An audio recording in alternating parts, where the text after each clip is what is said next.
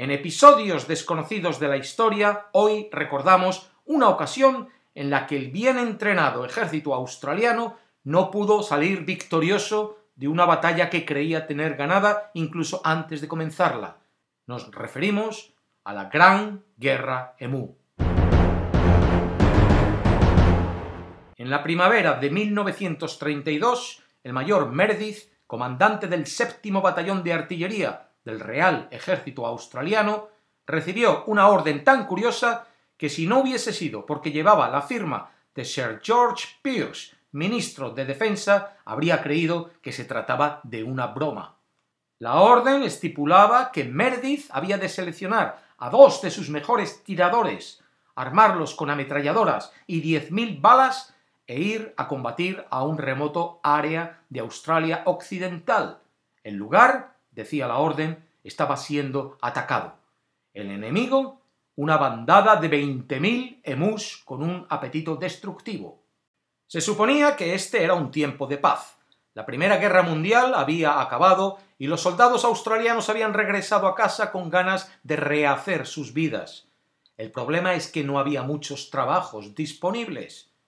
Intentando contribuir al bienestar de estos soldados, el gobierno les ofreció tierras en un plan de que cambiasen sus espadas por arados.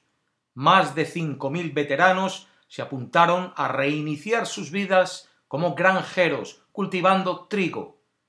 Fueron unos inicios duros. La tierra no era buena, la lluvia escasa, y la Gran Depresión de 1929 había hecho caer en picado el precio del trigo. Además, las granjas estaban en territorio emú, y a los emus les encanta el trigo. Durante años, los emus habían sido tratados como tú y yo podríamos creer que se pueden controlar unos pájaros. 4 tiros de escopeta aquí y allá para asustarles y que no vuelvan. Pero cuando en aquella primavera del año 1932 los exsoldados supieron de una manada de 20.000 emus avanzando hacia sus granjas, debieron sentirse como estar tras las líneas enemigas. Pidieron ayuda al gobierno, y entonces fue cuando el comandante Meredith recibió la orden. La batalla comenzó al despuntar el alba del día 2 de noviembre. Sí, primavera, en Australia. Al amparo de la noche, Meredith y sus hombres se habían apostado con sus ametralladoras Lewis cerca de un estanque donde un grupo numeroso de emus acudirían a beber. Asumían que sería una victoria fácil. Capaces de disparar hasta 500 balas por minuto, las ametralladoras Lewis eran de las armas más temidas de la época. Con los primeros rayos del sol, los emus se agruparon en torno al estanque. Meredith dio la orden de disparar, pero tan pronto los emus oyeron el primer tiro, se dispersaron en todas direcciones. El comandante y sus hombres pasaron el día intentando engatusar a los emus de regreso, sin mucho resultado. Los emus no son tontos. El primer día de batalla dejó un saldo de 9 emus muertos. Se necesitaba un nuevo plan de ataque. Meredith y sus hombres atornillaron las ametralladoras al techo de un camión y se lanzaron contra las líneas enemigas. Pero los emus iban más rápidos que el camión, que además iba botando sobre el terreno, haciendo imposible el disparar con puntería.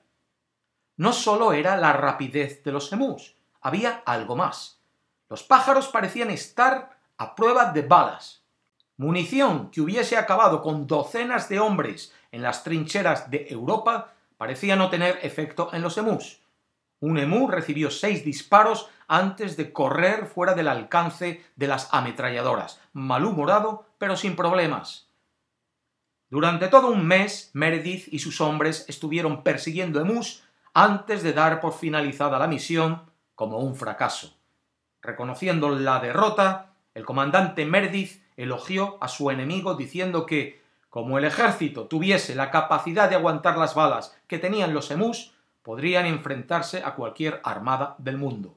Cuando el informe de esta misión llegó al Parlamento australiano, 986 emus habían perdido la vida y 10.000 balas yacían por las llanuras de Australia Occidental, en lo que algunos consideran debe de ser el peor ratio balas víctimas de la historia militar. Se discutió entonces si esta misión debía ser considerada como una campaña militar, y cuando un parlamentario sugirió la posibilidad de darle una medalla al comandante Meredith, otro remarcó que quienes merecían la medalla eran los emus. En años posteriores, los exsoldados granjeros de Australia Occidental volvieron a solicitar repetidamente la ayuda del ejército para exterminar emus, pero el ejército nunca volvió a responder a esa llamada. Ocurrió en la primavera australiana de 1932, y aquí, en Australia, el acontecimiento se conoce como la Gran Guerra Emu.